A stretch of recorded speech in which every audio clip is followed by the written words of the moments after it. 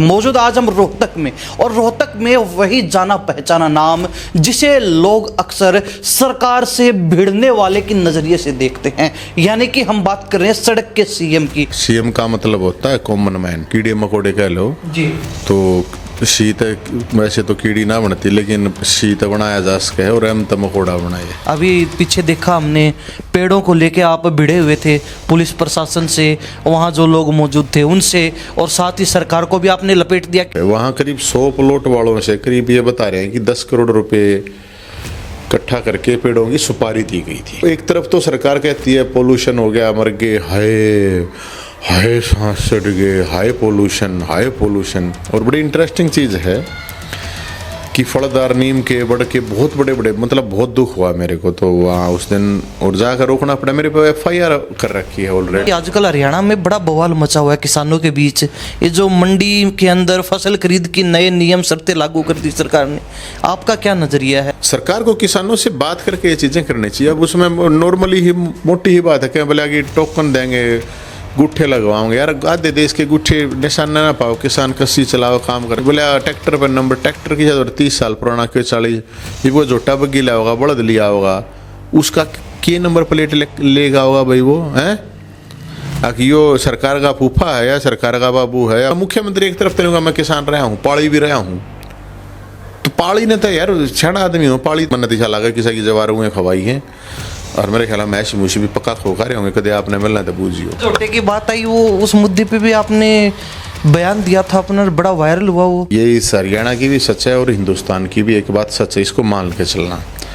यहाँ 90% लोगों में जातिवाद भरा पड़ा है। उसने बयान दिया जो SC साहब थे जो, कि भाई ऐसे ऐसे जाटर जोटे जित मिल जाए मैं तो लठ मारूंगा ये रो। फिर बाद में उनको आ गया था कि भाई मैं माफ़ी मांगू, और मैंने इस तरह की मजाक की बात थी जो भी, तो मैंने उसमें ये कहा था कि भाई मजाक, यही मजाक दूसरे वाले भी कर देते आप जिनसे कर रहे हो तो क्या होता। आपने सवाल उठाया कि जाट समाज से माफी मांग ली, वहां तक बात ठीक है, झोटा समाज से माफी कौन मांगे? उस तो ये कहते मैं काटड़ेगा बाबू जोटा जी, मैं इसका लोग है। अब जोटे की कृपा से ही तो सब दूध पीते हैं। मैं तो उनको यही कहा था एक्सी साहब को, विथ दूध ना तो चाहता आप भी पीते होगे।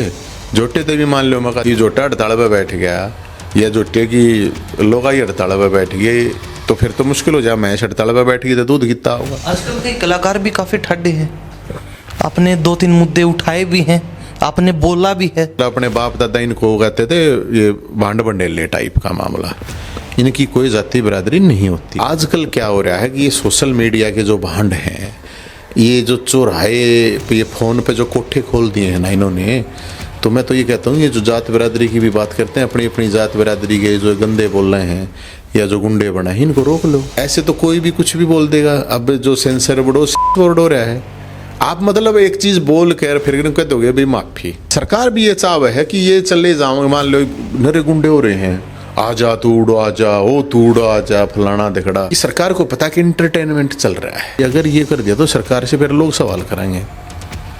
ये टाइम पास होने लग रहा है, कोई पच्छा मटका हुआ, कोई आगा मटका हुआ है, कोई गाड़ दे, कोई उन लोग देखे जा हैं, टाइम पास करे जा हैं। अगली बार चुनाव लड़ने की उम्मीद है या नहीं? ना के बराबर वो ये बात करे पर इनसे बोला गद्दी मरी पड़ी है, बाड़े सोनीपत के करवाओगा। नमस्कार, स्वागत आपका हरियाणा न्यूज 24 पर। मैं हूं प्रिंस लंबा, मेरे सहयोगी विनय सिंधु के साथ। मौजूद आज हम रोहतक में, और रोहतक में वही जाना पहचाना नाम जिसे लोग अक्सर सरकार से भिड़ने वाले के नजरिए से देखते हैं, यानी कि हम बात कर रहे हैं सड़क के सीएम की। और ये सीएम साहब हरियाणा प्रदेश के सीएम नायब सैनी से आजकल भिड़े हुए नजर आते हैं, चाहे कोई भी मुद्दा हो, चाहे कोई भी बात हो।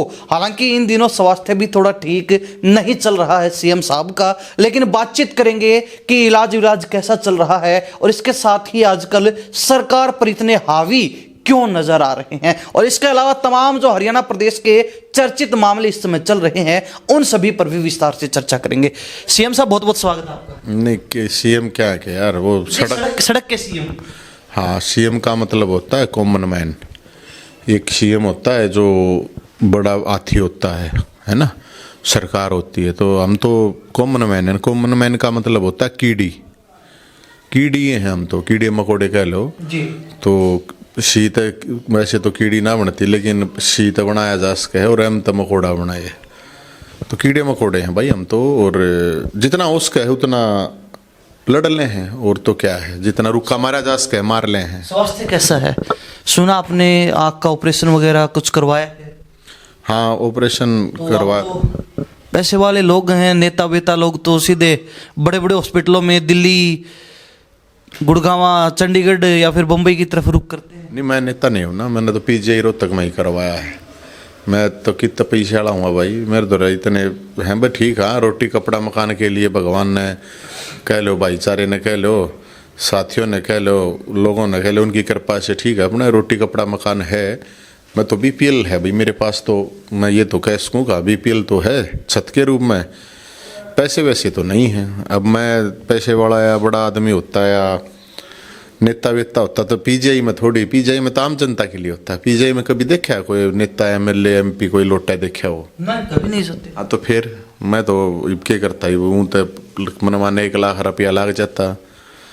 ये भी चलेगा, थोड़ा ट्रीटमेंट है 2-3 महीने। नवीन जी, आजकल सरकार की नाक में बड़ा दम कर रखा आपने, कहते कि जय हिंद जब भी मौका मिलता है सरकार को रगड़ देता है, छोड़ता ही नहीं है मौका।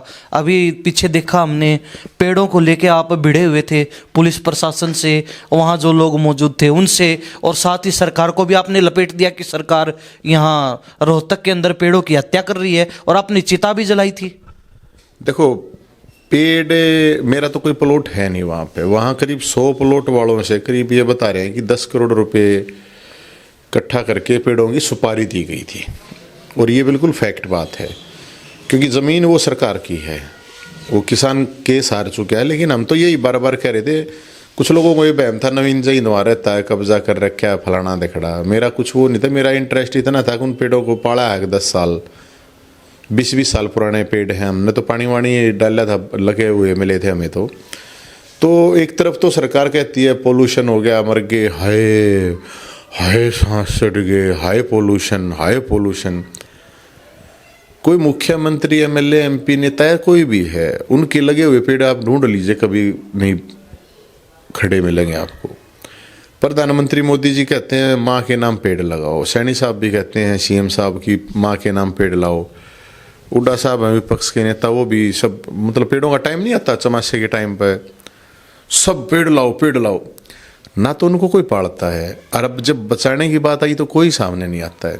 और बड़ी इंटरेस्टिंग चीज़ है कि फलदार नीम के, बड़ के, बहुत बड़े मतलब बहुत दुख हुआ मेरे को तो वहाँ उस दिन, और जाकर रोकना पड़ा। मेरे पे FIR कर रखी है ऑलरेडी। नवीन जयंत को दुख क्यों हुआ? ऐसा क्या इंटरेस्ट नवीन जयंत को, क्या अपना फायदा, क्या प्रॉफिट? मेरा कोई फायदा नहीं है, मैं तो वहाँ रहता भी नहीं हूँ। अब मेरा दुख इसलिए होता है, मेरे को और भी कहीं इस तरह की चीज़ें होती हैं तो दुख होता है। वो थोड़ा अटैचमेंट ये है कि वहाँ रहे हैं, वो पेड़ पाले हैं।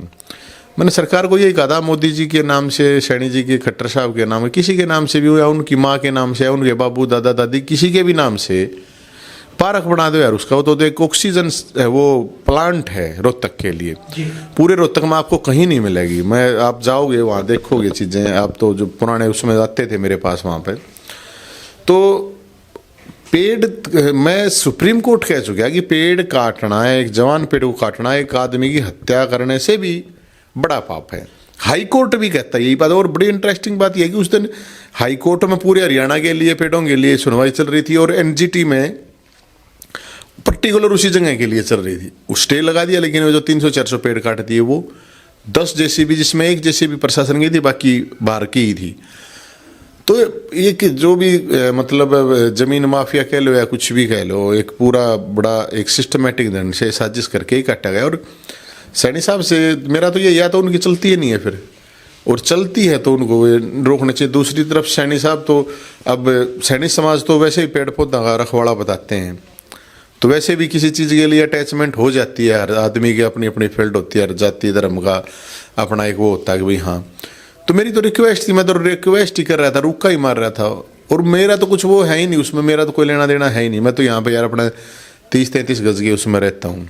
पेड़ों से मेरा आज से नहीं कदे से लगाव है। MD यूनिवर्सिटी में अगर आप जाके देखोगे, हॉर्टिकल्चर डिपार्टमेंट वालों से पूछोगे, तो मैंने यूनिवर्सिटी में भी हज़ारों पेड़ लगा रखे हैं, जो आज बहुत बड़े बड़े हो रहे हैं। लगाना अलग चीज़ है, फोटो तरवाना, वीडियो बनाना अलग चीज़ है, लेकिन उसको कंटिन्यू मेंटेन करना, पालना बड़ी चीज़ होती है। तो मेरा भाई, मेरे को तो दुख पहुंचता है, मैं पहुंचता है, इसलिए केस भुगत रहा हूँ और लड़ना पड़ता है। देखी जाएगी भाई, जो भी कुछ होगा वो तो इसलिए चिता जलाई थी कि भाई उनकी जो आत्माएं हैं पेड़ों की वो भटकेंगी, क्योंकि मेरा अपना ये मानना है कि पेड़ भी खुश होते हैं और दुखी भी होते हैं, और हमारे से लेते क्या है यार पेड़, हमारे तो काम आवे हैं, जीवन ते लेकर मरण ताई काम आवे हैं। नवीन जैन क्यों बोलते हैं? विपक्ष है, हरियाणा प्रदेश में विपक्ष है, विपक्ष का कोई नेता खड़ा नजर नहीं आता कभी भी। जिन मुद्दों का आप उठाते हैं वहां कोई विपक्षी नजर नहीं आता, तो नवीन जैन को ही ऐसी क्या जरूरत लगी कि मुझे जाना चाहिए, क्या अपना फायदा देख रहे हैं? फोन आ अपनी पॉपुलैरिटी देख रहे हैं कि इस मुद्दे से मुझे ज्यादा पॉपुलरिटी नहीं, मैं इन चीज़ों में कोई इंटरेस्ट नहीं है। पॉपुलरिटी सारी चीज़ हो ली मेरे को, इसमें मैं अपनी खबर भी नहीं देखता कभी क्या चली है क्या नहीं है। मैं ये पॉपुलरिटी की बात नहीं है। रही बात विपक्ष की, तो अब सरकार है, सरकार तो आती है, मैंने जैसे बताया, हम तो कीड़े मकोड़े हैं। अब कीड़े मकोड़े कहोगे तो आप ये मान के चलो विपक्ष के पास तो किसी कोई मालदार है, कोई उसके लिए ईडी है, किसी के लिए सीडी है, तो कौन बोल लगा, लड़ना पड़ता है। सरकार कोई छोटा सिस्टम नहीं होता, बहुत भारी चीज़ होती है, उसके लिए लड़ने के लिए बहुत जिगर की जरूरत होती है। तो नवीन जैद का भी तैयार कर रखा है, नहीं करे रहो, कोई बात नहीं। लड़ाई जो है जुबान से नहीं लड़ी जाती मेरे भाई, जिगर से। अब जब जिगर अंदर से कहेगा तब आपकी जुबान चलेगी। सरकार के खिलाफ बोलने में, वैसे तो अब दुनिया सोशल मीडिया पर रोज पता नहीं क्या बनी रहे, रोज शेर बने रहे, सब शेर बने रहे हैं, लेकिन जब आप सिस्टम के खिलाफ लड़ोगे, सरकार के खिलाफ लड़ोगे, किसी मुद्दे के लिए लड़ोगे ना, तो पता चलता है कि उससे हाँ लड़ाई में कितना हंगामा लगा है। और देसी भाषा में कहा ना भाई, तो आ रहा मैं तो भाई सिंग टूटे आ रहा है, तो कोई नहीं भुगतेंगे जो भी कुछ है यार। ये भगवान ने हमारे को लड़ने के लिए बना रखा है, भोलेनाथ की, बाबा दादा परशुराम की है कृपा तो है। पेड़ों से याद आया कि आजकल हरियाणा में बड़ा बवाल मचा हुआ है किसानों के बीच। ये जो मंडी के अंदर फसल खरीद की नए नियम शर्तें लागू कर दी सरकार ने, आपका क्या नजरिया है? सही मानते हैं या फिर गलत मानते हैं? मैं देखो, कोई भी सरकार की पॉलिसी, मैं एक चीज़ को मानता हूँ, सरकार के अपना तर्क होता है कि हम इसलिए कर रहे हैं ये चीज़ें, किसान का अपना तर्क होता है। सरकार कोई भी जैसे फैमिली आईडी या प्रॉपर्टी आईडीआर या पेंशन कटिया और बहुत सी समस्याएं आई थी, तो मैंने उस टाइम पे भी यही कहा था कि कोई भी पॉलिसी जब लागू की जाए तो एकदम नहीं करनी चाहिए। किसी भी चीज़ का एक मॉडल होता है कि भी हाँ हम पर्टिकुलर एक डिस्ट्रिक्ट में पर्टिकुलर उस जगह पे करें। सरकार को किसानों से बात करके ये चीज़ें करनी चाहिए। अब उसमें नॉर्मली ही मोटी ही बात है कि बोला कि टोकन देंगे, गुट्ठे लगवाओगे, यार आधे देश के गुट्ठे निशान ना पाओ, किसान कस्सी चलाओ काम करे, जो असली किसान उसकी बात कर रहा हूँ मैं, उसके कितने गुट्ठे पाओगे, लग गए नहीं। बोले ट्रैक्टर पर नंबर, ट्रैक्टर की जगह 30 साल पुराना के 40, ये वो जोटा बग्गी लिया होगा, बड़द लिया होगा, उसका के नंबर प्लेट लेगा होगा भाई वो हैं। आखिर यो सरकार का फूफा है या सरकार का बाबू है या MLA का, MP का, मंत्री या मुख्यमंत्री या किसका के है, बोले अपने आप लिख लिया। तो वो तो लाइन इतनी लंबी लग जाएगी यार, उड़ा कि कैसे कौन सा सिस्टम है, मैकेनिज्म है। तो आप एकदम किसी चीज़ को मत थोपो, और इस तरह की चीज़ों को लोगों से बात करके। अब उसमें कागज यार आड़ती सा काम हो रहा है ना, कागज आप वो प्रॉब्लम इसलिए आती है कि सरकार, चलो सरकार की अपनी पॉलिसी है, मैं ये नहीं कह रहा कि सरकार को पॉलिसी नहीं लानी चाहिए, सरकार को लानी चाहिए, लेकिन उसका जो एक्सपेरिमेंट जो है पहले करके या इम्प्लीमेंट उसका करो। आप एक डिस्ट्रिक्ट में कर लो, किसी छोटे डिस्ट्रिक्ट में या छोटी जगह पे करो, उसमें देखो कि कितनी प्रॉब्लम आ रही है, मतलब उस प्रॉब्लम है उसकी सॉल्यूशन क्या है, सिचुएशन क्या है, उसके मतलब क्या रीज़न है कि जिस वजह से प्रॉब्लम आ रही है, ताकि इसका सॉल्यूशन मैकेनिज्म क्या है। अब सीधा थोपते हैं एक बार, बोला पूरे हरियाणा में जाओ, बोला कुछ अफसर हैं वो कह देते हैं मुख्यमंत्री एक तरफ तेलूंगा, मैं किसान रहा हूँ, पाली भी रहा हूँ, तो पाली ने तो यार छण आदमी हो, पाली तो कोई भी बात डिसीजन लिया रहे तो सामने 5-10 आदमी गए बैठ के बताया भाई नू है क्या करूँ क्या नहीं। तो ये मुख्यमंत्री साहब सैनी साहब पाली रहे बताओ, तो पाली मन नतीजा लगा किसी की जवार हुए खवाई है, और मेरे ख्याल में मैश मुशी भी पक्का खोखा रहे होंगे, कदे आपने मिलना तो बूझियो, क्योंकि जिस तरह के डिसीजन हो रहे हैं इन डिसीजनों से तो यही लगा। हमसे ज़्यादा आपसे मिलते हैं, जब भी रोहतक आते हैं कभी नवीन जयंत को बुला लेते हैं, कभी नवीन जयंत के पास प्रशासन को भेज देते हैं कि हमारे पास पकड़ के लेके आओ, कभी नवीन जयंत को नज़रबंद कर देते हैं, कभी नवीन जयंत के गुपचुप बैठके भी होती हैं बीजेपी के नेताओं के साथ। तो हमसे ज़्यादा तो आपका मिलना होता है, आप पूछना। ना मेरा ऐसा कोई यार, मेरी कोई दुश्मनी थोड़ी है मुख्यमंत्री साहब के साथ, वो तो मुद्दों की लड़ाई है, मेरी कोई जाति दुश्मनी ना कोई पर्सनल, ना मेरी कोई प्लॉट दाब रखे ना, और बुला लेते तो चले जाओ। मैं तो 2-3 बार ही मिला हूँ और मुद्दों को लेके ही मिला था। एक बार तो वो नौकरियों का मामला था, 25,000 का तब मिला था एक बार, एक बार रोहतक का कोई इशू था, मेरे ख्याल में 2-3 बार ही मैं तो राम राम श्याम श्याम हो। ये मेरा पर्सनल तो मेरा कुछ है नहीं कि भाई पर्सनल है, और ना मेरा वो रहता। तो आप लोग उस टाइम पे भी ये कह रहे थे खट्टर साहब गए के लड़ाई, के लड़ाई, मेरी पर्सनल कुछ भी नहीं है। अब खट्टर साहब सीएम नहीं है तो मैं खट्टर साहब ने तो कुछ नहीं कहूँगा ना। अब जो सीएम है जिसके पास पावर है, क्योंकि एमपी एमएलए है वेन्यू का हमारी तो चलती कौन है, तो एमपी एमएलए तो हमारी तो चपड़ासी जितने भी ना चलती कहे हैं, यह बात है। ये मैं नाम बताऊं वो ठीक नहीं है, लेकिन तो अल्टीमेट पावर तो मुख्यमंत्री साहब ही ना। तो उनने तो कही जागी यार, मेरे ने के ईडी का डर है जी, सिड्डी का डर है कि मेरी कोई फैक्ट्री चल रहा है कि उसने वो कर देंगे, कि मेरी कोई रेल चल रहा है, कुछ नहीं चलता अपना तो, अपने दौर कुछ है नहीं सा। बस अपने दौर जो रोटी कपड़ा मकान है उसने भी छीन लेंगे और क्या करेंगे, केस कर देंगे, जेल में गिर देंगे, उड़ा छात है, रोटी भी मिल जाएगी, कपड़े भी मिल जाएंगे। जोटे की बात आई, वो उस मुद्दे पे भी आपने बयान दिया था अपना, बड़ा वायरल हुआ। वो कैसे देखते हैं ये एक मतलब प्रशासन के अंदर और इतने बड़े पद पे बैठने के बाद भी कास्टिज्म, जात पात, ये जो है एक कहें तो जहरीले विचार, आपको लगता है एक अफसर में होने चाहिए, प्रशासन के अंदर ऐसी चीजें होनी चाहिए? देखो एक बात सच है, ये इस हरियाणा की भी सच है और हिंदुस्तान की भी एक बात सच है, इसको मान के चलना। यहाँ 90% लोगों में जातिवाद भरा पड़ा है, अक्षत्रवाद भरा पड़ा है, धर्म के नाम से वाद भरा पड़ा है, मतलब कोई ना कोई वाद है यहाँ पे, ये भी फैक्ट है। और वो जो मामला हुआ एपिसोड जो मैंने सुनी थी, वो गुप्त रूप से उसकी वीडियो बनाई गई थी, जो कि मेरे हिसाब से वो वैसे ठीक नहीं होती हैं, क्योंकि वो जो आया उसने बयान दिया, जो एससी साहब थे जो, कि भाई ऐसे ऐसे जाट और जोटे जित मिल जाए मैं तो लठ मारूंगा ये रो। फिर बाद में उनको कहा गया था कि भाई मैं माफ़ी मांगूं, और मैंने इस तरह की मजाक की बात थी जो भी, तो मैंने उसमें ये कहा था कि भाई मजाक, यही मजाक दूसरे वाले भी कर देते आप जिनसे कर रहे हो तो क्या होता।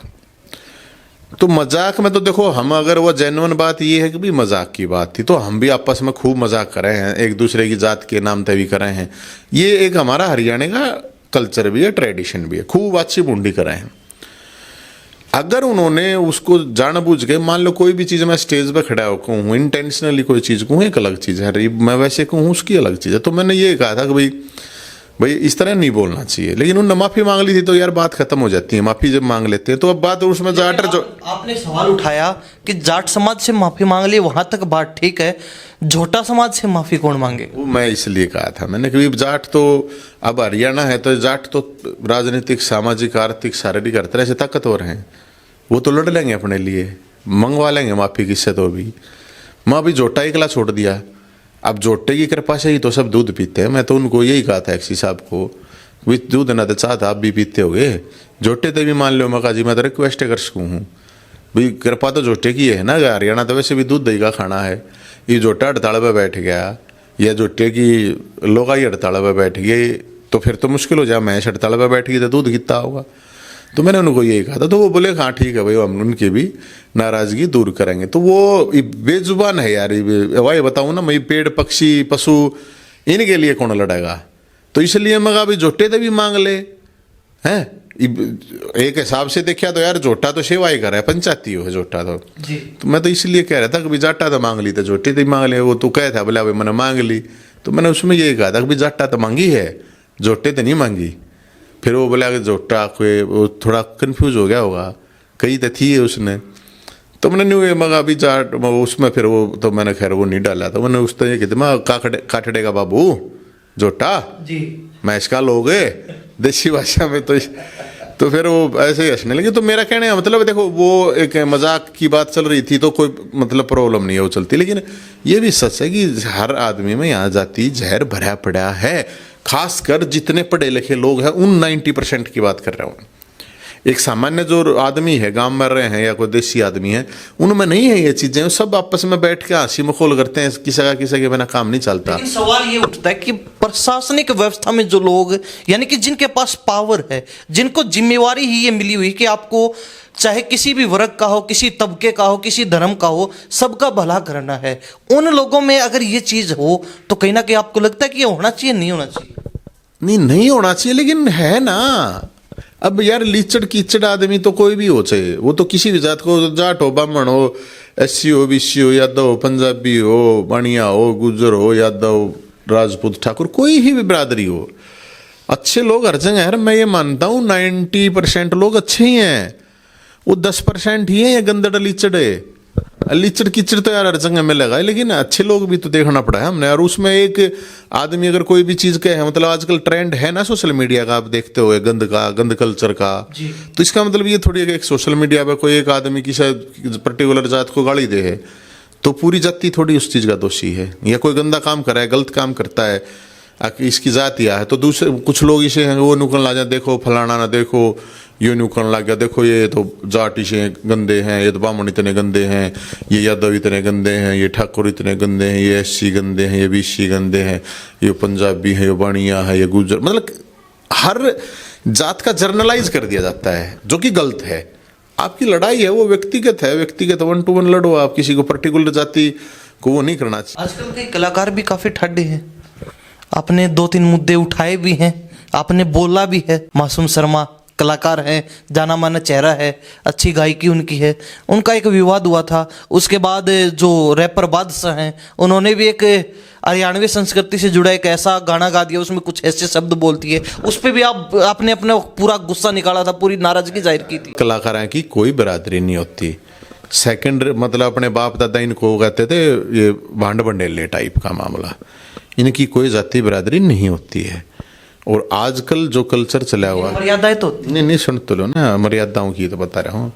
आजकल क्या हो रहा है कि ये सोशल मीडिया के जो भांड हैं, ये जो चौराहे पे, ये फ़ोन पे जो कोठे खोल दिए हैं ना इन्होंने, तो मैं तो ये कहता हूँ ये जो जात बिरादरी की भी बात करते हैं, अपनी अपनी जात बिरादरी के जो गंदे बोल रहे हैं या जो गुंडे बना है, इनको रोक लो। मान लो अब जो जिसकी बिरादरी है, क्योंकि बिरादरी का तो झंडा सब उठावे है ना, तो उनको ही कह लो।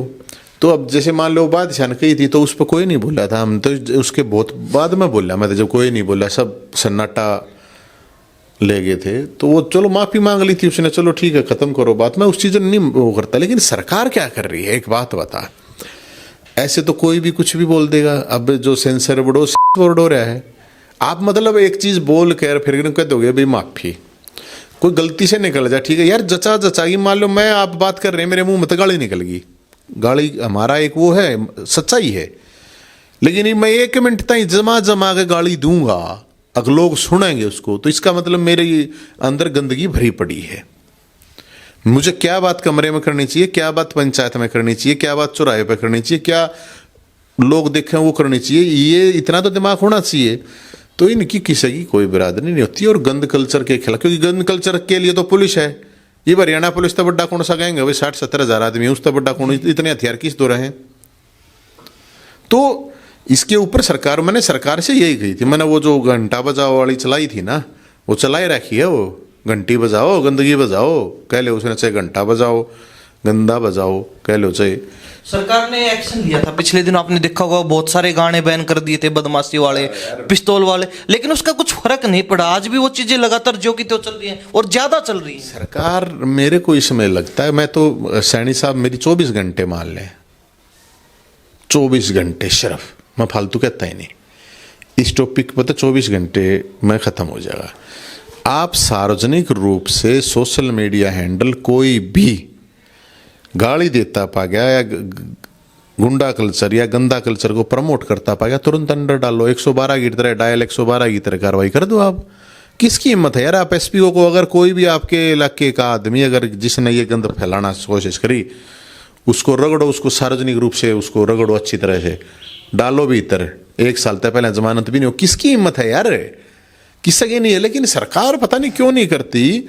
मेरा इसमें एक और मानना है थोड़ा, सरकार भी ये चाव है कि ये चले जाओ, मान लो नरे गुंडे हो रहे हैं, आजा तू उड़ो, आजा ओ तू उड़ो, आजा फलाना दिखड़ा, वो माँ बहन की गालते हैं। और गालियाँ तो आदमी के नाम से भी बहुत हैं, उसके नाम तो दे लो यार तुम।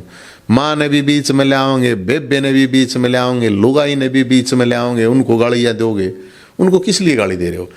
तो सरकार इसलिए नहीं करती, मेरा अपना ये मानना है कि सरकार को पता कि इंटरटेनमेंट चल रहा है, लोगों के पास जो थाली हैं, नाज तो मिल रही है, बहुत से लोग ने बड़े बड़े अपने आप ने 100 करोड़ न्यू कहे, हम 10 किला हैं जमींदार, 20 किला हैं जमींदार, वे भी कोटे का जाकर सामान लेकर आवे, तेल चीनी नाज लेकर आवे।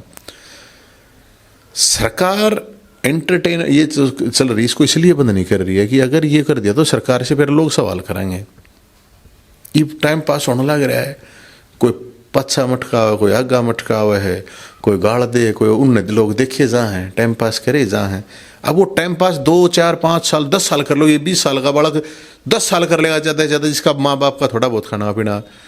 लेकिन सोशल मीडिया ने जो गंद फैला दिया है वो इतना खतरनाक है, जिसका रिजल्ट आने वाले 5-10 साल से ज़्यादा मैं मानता नहीं। 2047 में विकसित भारत हो जाए, मैंने कहा नाश विनाश भारत होगा ये। हर मुद्दे पे आप लड़ते हैं, लोगों के लिए मुद्दे उठाते हैं, आवाज उठाते हैं, लोगों की आवाज बनते हो, राजनीति में क्यों नहीं आते? गाय बगाए आपकी चर्चाएं चलती है, कभी चर्चा चलती है नवीन जयंत कांग्रेस में चले जाएंगे, कभी चर्चा चलती है नवीन जयंत बीजेपी में जाने वाले हैं। अभी पीछे इलेक्शन था, उस टाइम चर्चा थी नवीन जयंत बीजेपी से चुनाव लड़ेंगे, लेकिन नवीन जयंत जहां थे वहीं रह गए। ना नवीन जयंत इधर गए ना उधर गए, ना नवीन जयंत राजनीति में आए और ना नवीन जयंत ने कुछ आगे जो है चुनाव वगैरह लड़ने की, राजनीति करने का मन बनाया। भगवान जिसको जो जिम्मेदारी दे के भेजता है वो करता है। आप लोगों ने मेरे को बीजेपी से भी लड़ा दिया, कांग्रेस से भी लड़ा दिया। वो बीजेपी का भी आदमी हो जाऊं, कांग्रेस का, क्योंकि मैं तो दोनों तीनों जितनी पार्टी उनसे सवाल करूं, वो किसी को अच्छे लगते नहीं है। तो किसी पार्टी में जाओगे नहीं जाओगे कुछ नहीं कह सकते इस बारे में, क्योंकि जो चीज़ें काल्पनिक चीज़ें हैं ना, उनको मैं कहूँ कुछ भी, वो चीज़ ठीक नहीं है। जाऊँगा तो ठोक बजा के जाऊँगा। अगली बार चुनाव लड़ने की उम्मीद है या नहीं? ना के बराबर। वो ये बात करे प्रिंस से, बोला गदी मरी पड़ी है, बाड़े सोनीपत के करवाओगा। ई बा मेरे भाई मारा नहीं है बहुत, तन से भी, मन से भी, धन से भी। जैन साहब बहुत बहुत धन्यवाद, बातचीत की समय दिया आपने। राम राम मेरे भाई। हमारे साथ नवीन जयंत खास बातचीत में बने हुए थे। तमाम जो मामले लगातार नवीन जयंत उठा रहे हैं उनको लेकर चर्चा की। इसके अलावा जिन जिन जो है सामाजिक मुद्दों पर इनसे बातचीत करने की जरूरत थी, क्योंकि लोग अक्सर इंतजार करते हैं कि इस मामले पे नवीन जयंत क्या बोलेगा, तो कहीं ना कहीं उन तमाम चीजों पे विस्तार से चर्चा की। आप इस बारे में क्या सोचते हैं? नवीन जयंत को राजनीति करनी चाहिए, नहीं करनी चाहिए? किसी पार्टी में जाना चाहिए, नहीं जाना चाहिए? या फिर निर्दलीय जो अपना काम करना चाहिए? या फिर जनता के सीएम बने हुए हैं यहीं तक ठीक है, आगे कुछ इनको आगे कदम रखना चाहिए, नहीं रखना चाहिए? इस पर आपकी प्रतिक्रिया कमेंट के माध्यम से जरूर लिख दीजिए। इन्हीं सब बातों के साथ में प्रिंस लांबा, मेरे सहयोगी विनय सिंधु के साथ हरियाणा न्यूज़ 24। नमस्कार, जय हिंद।